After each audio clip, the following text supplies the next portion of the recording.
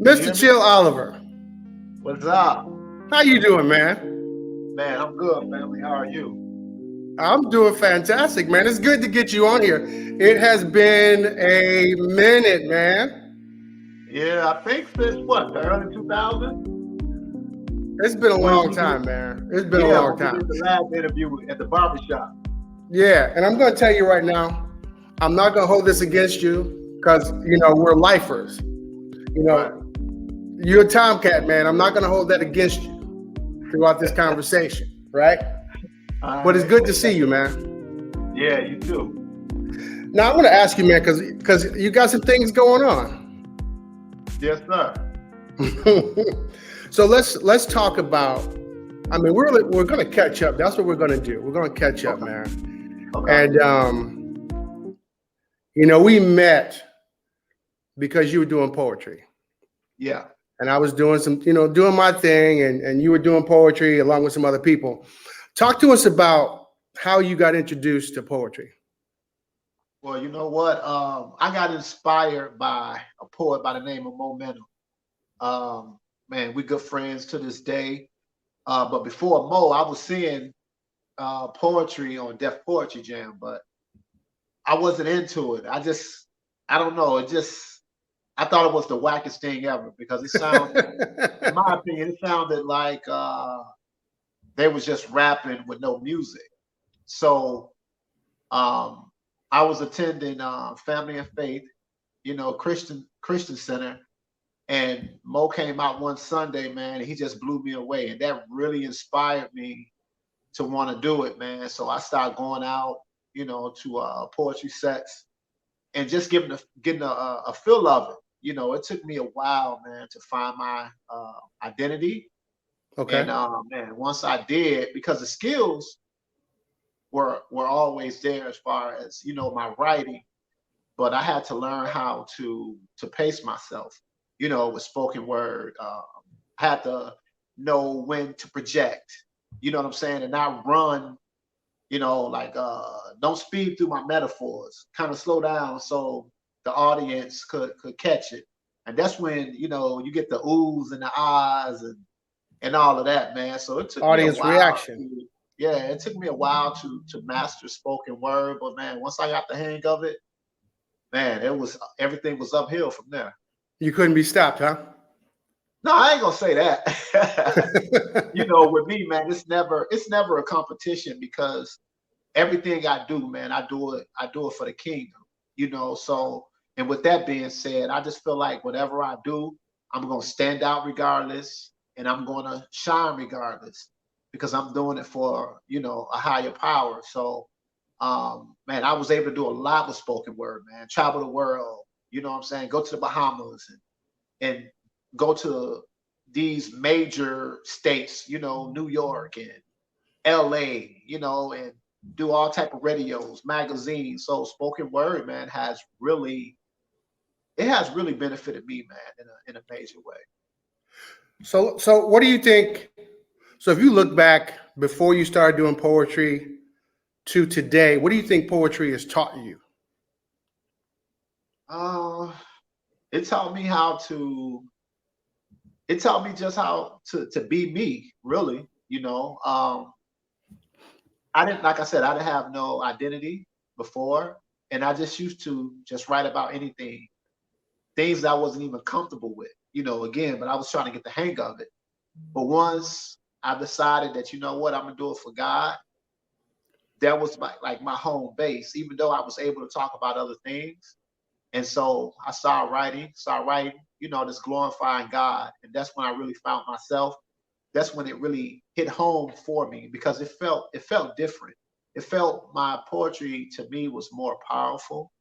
And I was able to be me and talk about, how good God is and what he's done for me and what he's capable for doing for others. So I believe that's when my identity, as far as spoken word, took shape. Now, do you think that because obviously poetry, you have to be a public speaker, like you cannot be afraid to get in front of people and perform. You have to be able to write. Do you think that this is a skill that all kids should be taught so that they learn how to express themselves? Well, it just depends because a lot a lot of people, like, I'm gonna use my son for an example. He was shy all through school. He didn't want to get in front of the class or anything, and he was into music, and so it's a technique that I always use. Being in the bathroom or just being in front of a mirror, and the mirror was always my audience, and I used to stand in front of the mirror and just do my spoken word. And even though when I look through the mirror, I'm seeing me, but it's like I took me out of it, and I just looked at the mirror as an audience. And that's what I, told a lot of people that wanted to get into spoken word or they rapped, but they didn't want to be in front of an audience. And I just said, well, try this technique. Let's get in front of the mirror and just let the mirror be your audience and see how you feel about doing that. Or get in front of people that you trust. They're gonna give you good feedback. Get in front of your family or get in front of what I'm saying, your guys or whatever, and just see how it goes and just go from there. Good, good. Hey, I want to say a shout out. There's what's up, Brett Putin. We have Aisha Saxon that is watching. So thank you for checking in. As we talk to Chill Oliver of Aurora. And so, and I don't know what it is, man. I'm on Facebook quite a bit. I'm on LinkedIn quite a bit. And I'm loving your posts because I'm like, man, the pandemic sometimes slows people down. Yeah. But I see you out there doing things, man. So I want to talk about some of the things that you're doing. Okay. And so going through your Facebook page, I see your Pedialyte commercial. You're dressed up like a fireman. Yeah. So let's talk about the acting and talk to us about that experience. What are you working on? What have you done? And where is acting going? Where is it going for you? Well, so far it's going pretty good.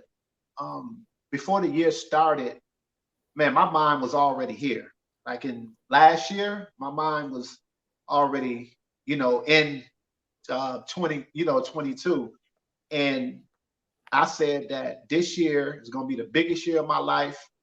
It's going to be the biggest year of my life, and it's going to be the best year of my life this far. And along with that, I ended up cutting my hair as well because I had dreads at first. And so with dreads, I feel that you are limited to certain roles. And Okay. I just wanted to do a lot of different things. I didn't want to, always be, a game banger or a thug or anything like that. I wanted to be, a principal. I wanted to be a cop and so many other things I wanted to be. But just about me just speaking into existence, I call it the 3 Bs: the biggest, the busiest, and the best year of my life. And so far, everything is going good as far as acting. Everything is heading in the right direction. I'm doing a lot of auditions. I do at least 3 a week, 4 tops, but 3 a week, 3 auditions. And I just have so many other things coming up, that keeps me busy. I don't depend on my agency, to get me booked. And that's another thing I want to say to, anyone that's trying to get into the business of acting. If you are here hustling now, trying to get jobs, when you get an agency, don't relax because ain't nobody going to go hard for you like you're going to go hard for yourself. So, man, I'm constantly, daily, I'm searching for things. And actually, most of the stuff that you see is things that I get, and it don't have anything to do with my agency. But I'm grateful to have 3 agencies, represent me. So with 3 agencies, I'm still working. That Pedialyte commercial, it was something that I came upon, because I'm on these actors sites as well. I just, submit, my package, which is a headshot, which is a commercial, a theatrical headshot, along with a resume and along with my acting reel. And man, they hit me back, and I think I did like 2 auditions, and that was basically it. I never knew that the Pedialyte commercial was going to be a national commercial. I never knew when it was going to come out. I didn't know anything till someone hit me, on In the Box, and they took a snapshot of the commercial with me drinking a Pedialyte. And Somebody in another state. no, actually, this was somebody that I know, but they don't live here in Aurora. Right. But the commercial was already, all around the world. But this actual person just happened to inbox me and say, "Hey, when I saw this, I knew it was you." So that was my first time seeing it. Then I had to Google the commercial just to find it. So once I did that, man, I put it out. Then I started getting calls from Atlanta. Then I started getting calls from, Alabama and everywhere else. And man, it's been a blessing, that commercial, because we got a 3-year usage on it. So they're gonna continue to run it, man, for like for like 2 Keep more the years. checks coming. So yeah, that was a total blessing. And ever since then, I've been doing other commercials. I just did a Zip commercial, out in Atlanta. And what's so dope about that, what they're trying to do, because I had a chance to speak with the marketing director, and they want Zep to be like Allstate. So that's how he broke it down to me. That's how you see the Allstate guy always talking about the insurance. That's what we want to do for Zep. So I'm just waiting to see what happens. So it just depends on, how many views it get, and if everything go right, I'll be the Zep man. Well, I think it's very important. Number one, when you started talking, you said you spoke it into existence. I mean, that is really powerful because we have to talk about what we want in order for it to happen. I believe you have to put it out there in the universe. How long have you wanted to act? How long has this been going on? Well, I've been acting for 12 years now. So I'm gonna say, for 12 years, I've been wanting, to do it. It started off, and it was crazy when it first started because I felt like I was getting picked on, because it was my first time. So I show up, at rehearsal, and they just constantly stayed on me. Watch your back. You got to project. Don't say it like this. Don't say it like that. So everything that was said to me on Monday, I came in Tuesday with a different mindset. But on Tuesday, it was something else. Wednesday was something else. It was always something, but I finally got it. And, and that was it, man. Like I said before, I believe the next person probably would say, you know what, I'm good on this. But it was that drive that was in me didn't allow me to give up. And I'm glad that I did. Even now, like I said, I do at least 3 auditions a week. I don't get casted for everything that I do. Some things I don't get a call back.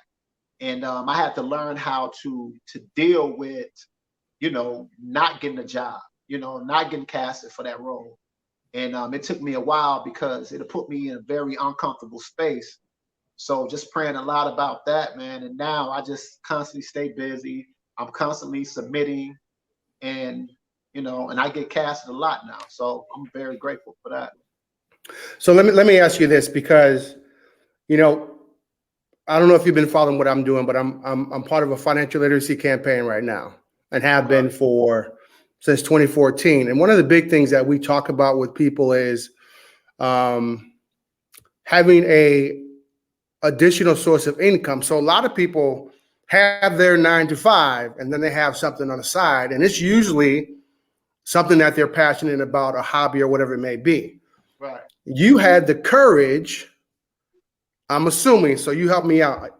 Because last time I think we saw each other, man, this was several summers ago, and I think you were working for like UPS or something like that, weren't you? FedEx, yeah. Well, FedEx, yeah.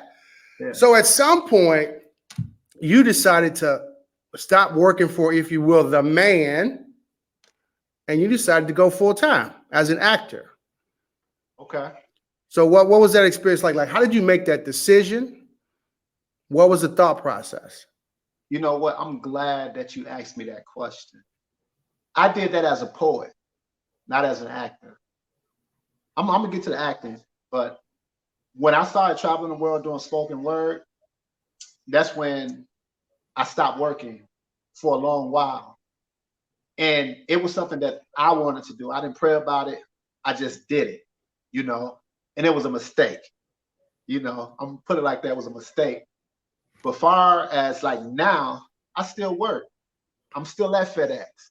I've been at FedEx for eight and a half years. But the blessing about that is I'm able to take off when I want to take off. And reason being is because I go to work every day. I do my job, no complaints. I don't complain. I'm reliable. I work 6 days a week, and like I said, I'm the neighborhood FedEx man, so I got favor as well. Once you got favor with God, man, everything else falls in place. But like I said, by me being so reliable and I do my job, when I do need to take off, I just let my contractor know, like, hey, Tuesday, man, I got to go to Atlanta. So I'm going to need 3 days off. And it's never a problem. And it's been like that. That's beautiful, man. Yeah. So I still work. And another thing that I want people to know the level where I'm at right now with acting, I don't get paid the same day, when I'm filming. It's not like a, it's not like it's not like a job. So if I do something today, I'm gonna get paid next Friday. It's not like that. So the agency, they have up to 90 days to pay you, up to 90 days. And everything is different. So for an example, let's say the Pedialyte, excuse me, the Pedialyte commercial. Let's say if I made 10,000 for doing that commercial, I gotta wait. I'm not getting that the same day or next week. Like I said, they got 90 days to pay you, you know. So the pay scale is always different for what you're doing. Sometimes you might make 300 or 400, for doing a commercial. It just depends. So like even now, when certain people, they see me out with my FedEx uniform on, man, they look at me like I got 3 eyes or something. Like, Right, you right, work? right. And so I had a conversation with someone, and I said, well, what's your definition of making it? What does it depend on? With me, man, I have a mortgage, I have 2 car notes, so you can't give me no 10 or 15,000 thinking I'm just gonna leave my job. You know what I mean? Right. And so, yeah, but when I do get to that next level, and it's going to happen, that's when I'll be able to leave my job, because I have that stable income coming in. And not only that, I'm trying to be a consistent working actor. I don't want you to see me today on Chicago Fire, then the next time you see me in a commercial, or you see me in a print, or you see me on another TV show is a year later, So I'm not trying to have it like that, man. I'm trying to stay busy. I'm trying to stay consistent. So that way, when I'm working and I'm doing other projects, that money is constantly coming in. So Absolutely. Denzel and Will Smith, they get paid like right then and there when they do it. So that's the level where I'm trying to get at. But yeah, man, I still work, but but my time is coming though. Absolutely. Now I do want to say, happy belated birthday. Thank you, sir. Appreciate it. When was your birthday? May 13th, last Friday. Happy belated birthday. And I'm going to tell you, when I saw that video of P. Diddy doing his thing, man, and you talked about that's your, I feel the vibe. I watched that probably 5 times in a row, man. Because, for your birthday, that was the perfect mood setter, right? Yeah. I don't care who you are. If that video doesn't put you in the mood for your birthday, that's awesome. So happy birthday to you. Thank you. Now I want to ask you, because you just came from Punta Cana.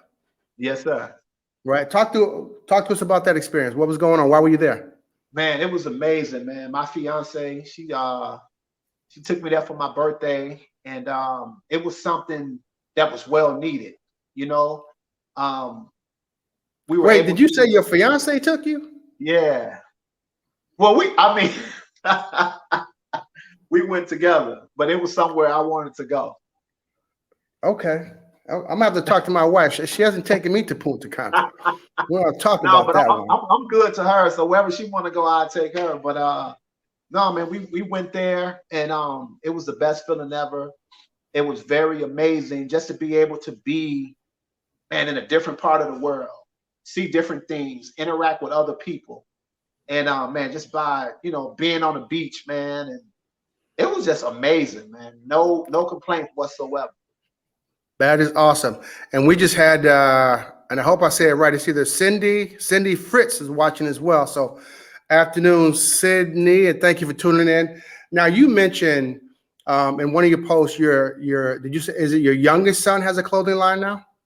Yeah, my youngest son, man, his name is Amari, 24 years old, man. He has his own clothing line, Jazz Junkies, and man, I'm doing everything that I can to help him promote his merch. So any opportunity that I get to do an interview, I'm always trying to bring him along, and also Yolanda Dunn. So that's my team. We look out for each other, and that's really it, man. But my son, his merch is man, it's so dope. You know, you haven't had a chance to go to the website, man. You should. You know, he got T-shirts and he got hoodies and he has the hats and he got merch for women, you know, as well. And he's working on, you know, the summer collection as well. So it should be up probably in the next week or so.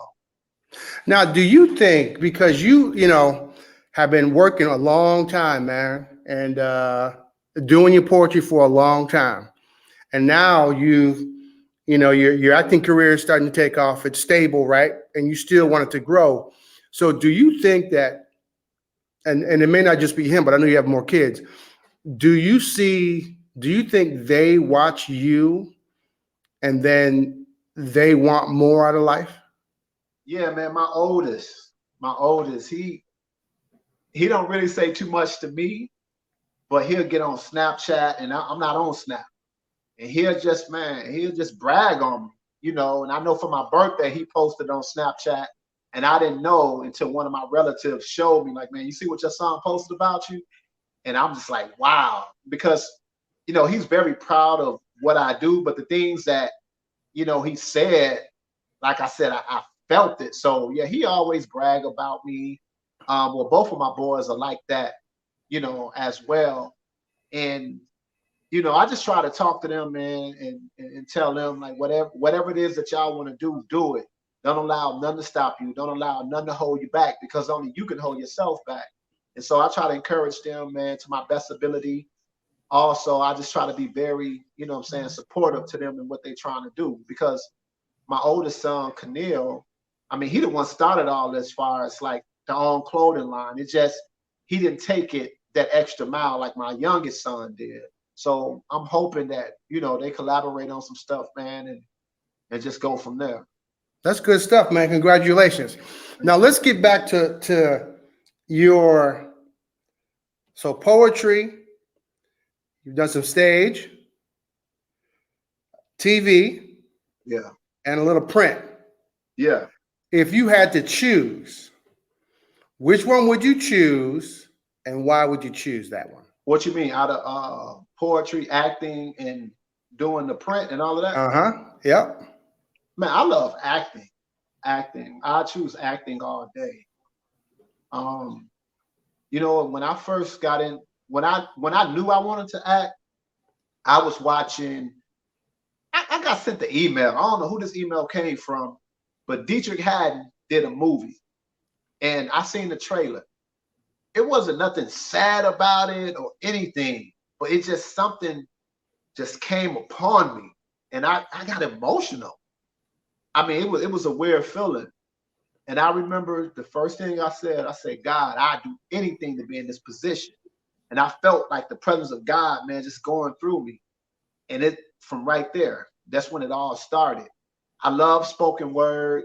I don't perform as much as I used to, but I love it. But any chance I get to perform, I will. And I always want to do spoken word, but man, acting is man, that's my number one thing. You know, so I'd rather, like I said, acting is first, then everything else is secondary.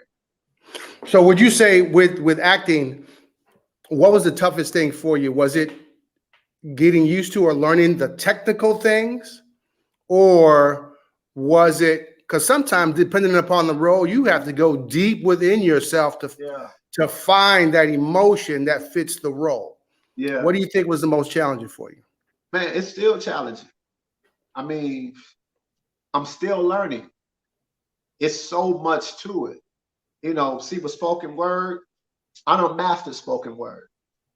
I don't have to write a poem for a year and a half, 2 years, and I can pick up from where I left off, and it still be a dope piece. You know, but with acting, acting is man, it's next level. I'm still trying to figure it out. I'm still, you know what I'm saying, taking classes for acting. And so it's an ongoing process because it's a lot that I want to learn how to do. Like I want to learn how to cry on the spot. You know, Hey, we don't cry. We're men. We don't do that. hey, look, check this out, right? So I did a movie on Amazon Prime. I'm not trying to go ahead of you. I'm just giving you an example. No, it's all good, man. I did a movie, Humanity Without a Home. It's on Amazon Prime, and I was the lead actor. I was a homeless character. And so it's a scene in the movie where I see my wife on the floor, you know what I'm saying? Because she killed herself and she killed my mistress, right? So while we was filming that, I said, okay, look, I said, hey, anybody got some Visine?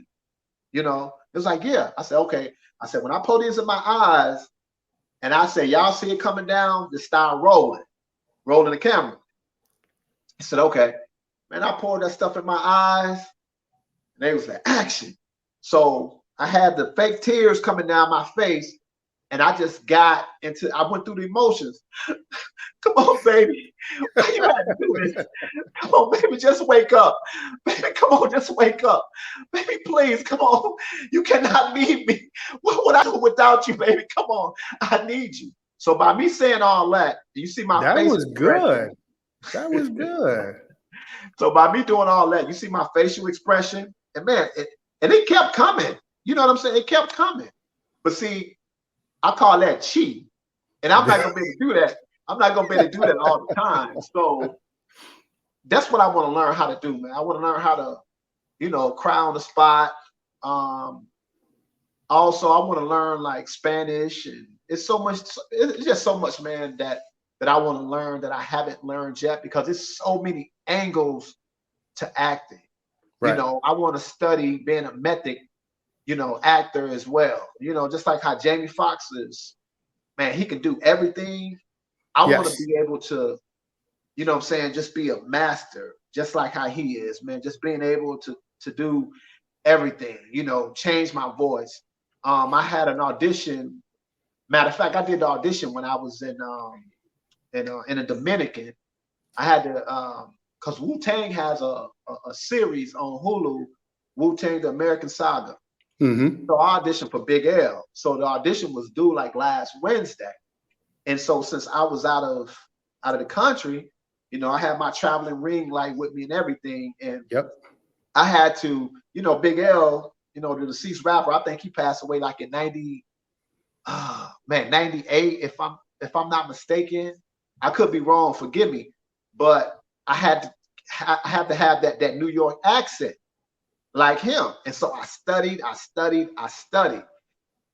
and so we're gonna see what happened. But I had to learn how to not allow, my voice to break. So for an example, if I can give you, it was more like the deal, no doubt, you know what I'm saying? This Big L Corleone represent DITC, Flamboyant Records, you know what I'm saying? And when I'm in Croatia, I'm checking out Top DJ Mag, you know what I mean? So I had to keep that for that whole minute and a half. You know what I'm saying? So I'm walking around and people looking at me like I'm crazy. Like, why is he talking to me?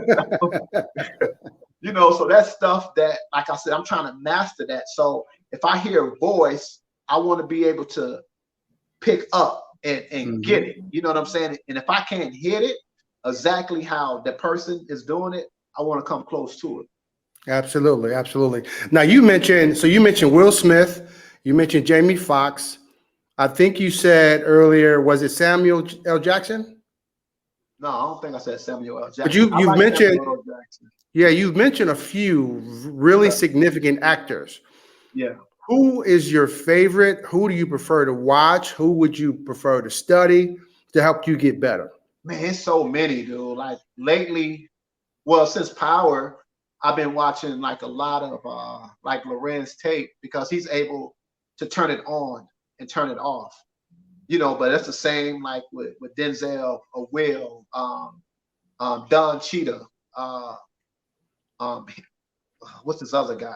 I forgot this other guy, but it's so many people I just watch. And see, as an actor, it's cool because we can take from each other.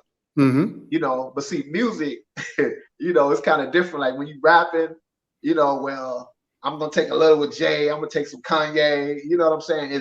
They'll call you out on that. But as far as acting, man, I watch so many actors and I take a little bit, from those that inspire me, even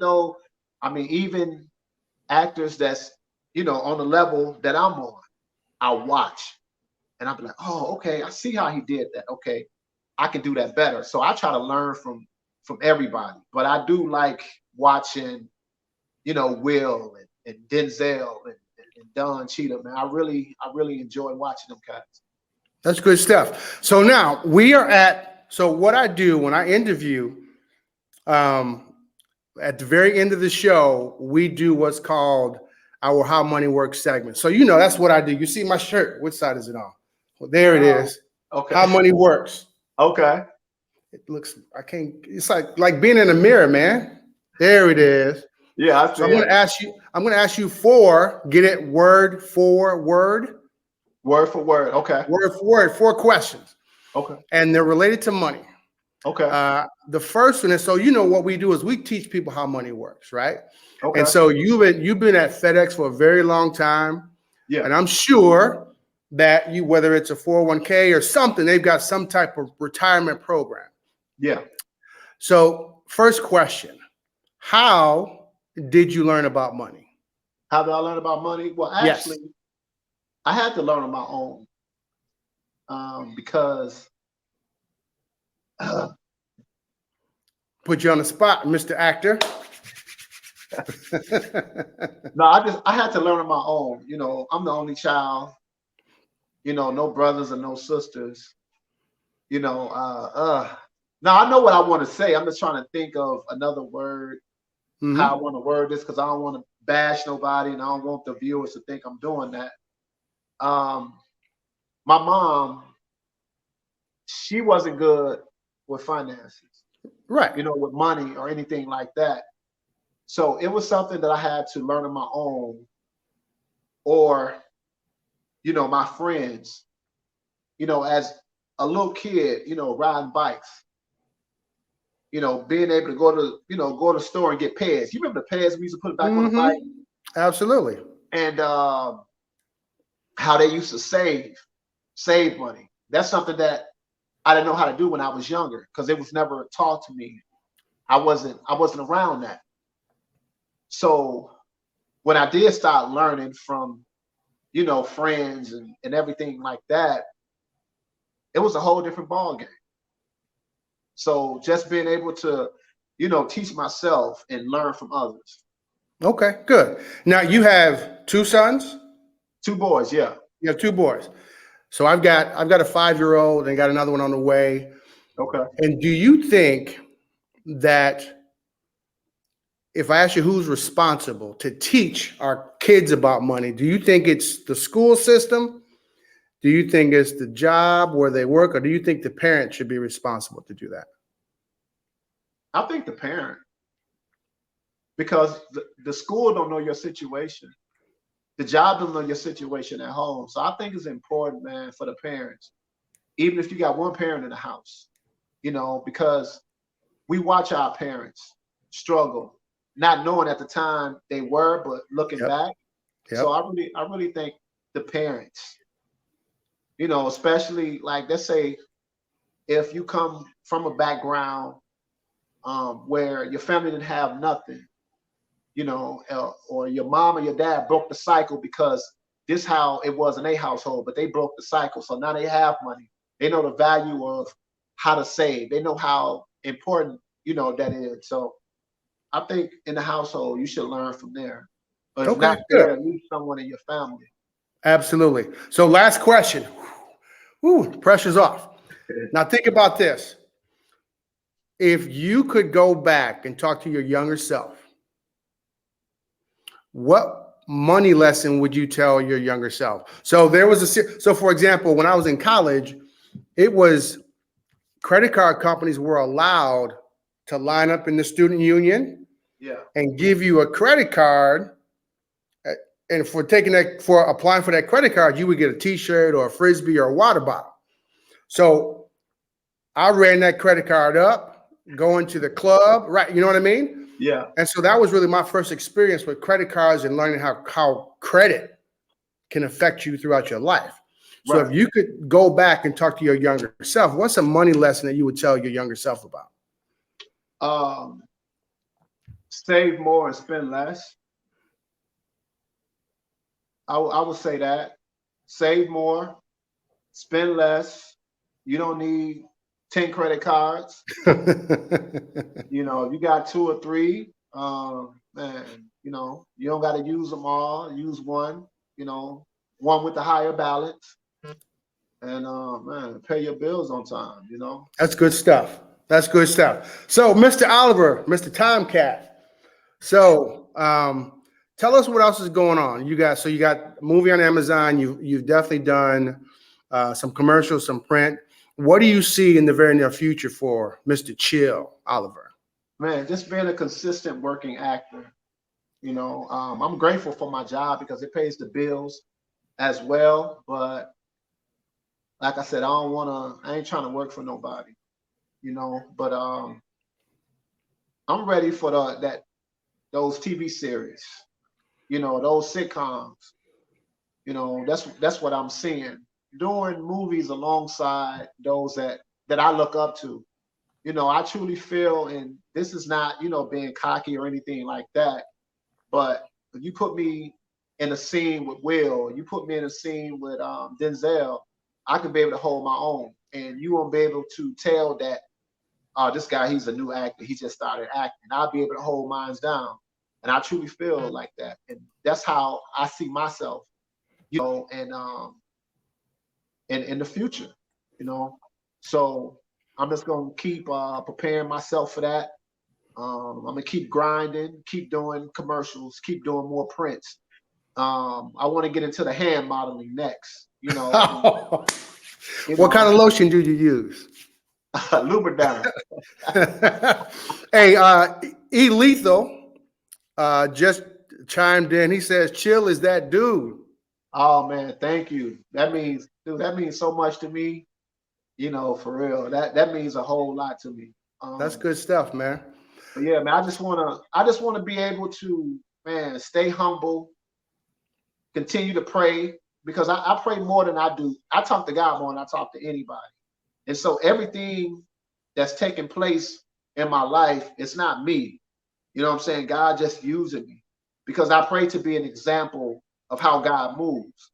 And I try to help people, man, more than I possibly can, you know, because I know what it's like to wanting to do something, but not having the access, you know, to do it.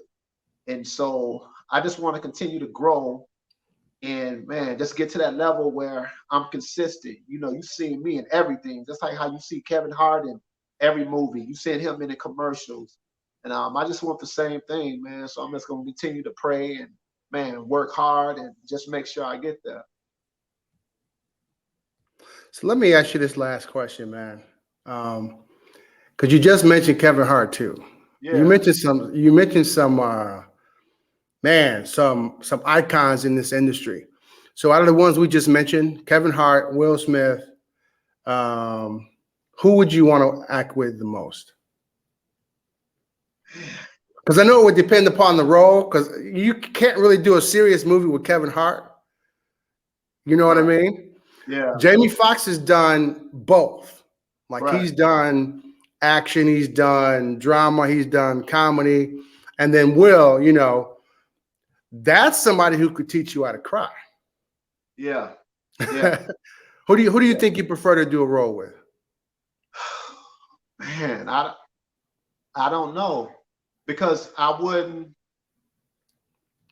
if those if those actors were in front of me right now and they say, well, which one of us, you know, you want to learn from? And I would say, well, which one do you have the time? Because I'm very impressed. And dude, it's like I have dreams about working with these people. I had a dream that I was doing a movie with Kevin Hart. You know, I had a dream that I was doing something with Will Smith, and I don't understand dreams, or I don't understand why certain things take place, you know, in dreams or whatever. But I just look at it as confirmation, you know. But I wouldn't mind. I wouldn't mind just to get that advice on what to do and what not to do. Because like I said, when I don't get cash for, dude, I don't have like 3 or 4 auditions with the Shy, and I had 3 or 4 with Chicago Med, Chicago PD. and I didn't get. So again, I had to learn how to handle that, because when I don't get cast, I'm in an uncomfortable space. And so I had to learn how to get Absolutely. over that. So if I can ask them, like, well, what do you guys do? What's the technique? Right. Even though I'm better, man, that'd mean the world to me. Right. My man. So how can people, I mean, I know you're on Facebook. Yeah. So how, if people want to follow you, do they just stay on Facebook and follow you? Or I know you said you're not on Snapchat. Are you on Instagram? What's up? Yeah, I'm on IG, Instagram. You can follow me at Christopher Caneil. On Facebook, Caneil Chill Oliver. Caneil is spelled Caneil, Chill Oliver. Or my music page is Chill Poet Actor. Yeah, Chill Poet Actor.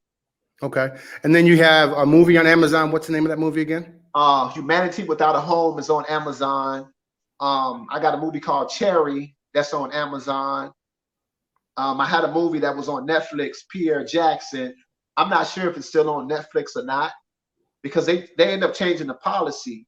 And so that's why if you go to Amazon, Humanity Without a Home will pop up, but you will have to pay for it. And before it was free, because they done changed the policy. So I done had like 4 movies on Amazon that's been taken off. But I got a real dope project on YouTube. It's called Bound, a Chicago Story. And that project, man, we already got like over 1 million views. I played a character by the name of Diablo. That was something different from me. And that movie was all improv as far as like my scenes. So they'll tell me like, okay, this is what's going on in this scene. Action. And I just go right in, And so I was, you know what I'm saying? I was I was a D-boy. I had youngins under me, you know what I'm saying? And you'll see me in a totally different character than, you know what I'm saying, than them other movies that I've done. So that's a real good project as well. Bound, a Chicago Story. The movie, it starts off slow, but like maybe 20 minutes into it, that's when it picks up. But it's a real good project. Cherry, again, Cherry is on Amazon. It's on other streaming outlets as well. Man, all the ones that I've done, man, that's been real good projects. All the What else? movies. You have something on YouTube as well, right? Yeah, that's Bound, a Chicago Okay. Story. Okay. Bound, Okay. a Chicago Story is on YouTube. Cherry is on Amazon. It's also on I think, what is it called? Tabo, or it's some other streaming outlets, but it's like probably on 5 or 6 others, because I get calls from everywhere. Like, hey, I was watching TV and I seen you on such and such in the movie Cherry. So Cherry is like everywhere. That's good stuff, man. So Thank my you. brother, I want to thank you for taking the time to be on Word for Word. No problem. Continued blessings to you, my man. And we'll definitely talk about getting your son on the show, and also Yolanda as well. Okay. But this has been Word for Word. Yeah. Thanks, man. Be safe, my man. All right, you too. All right, take care. All right, you too. We got.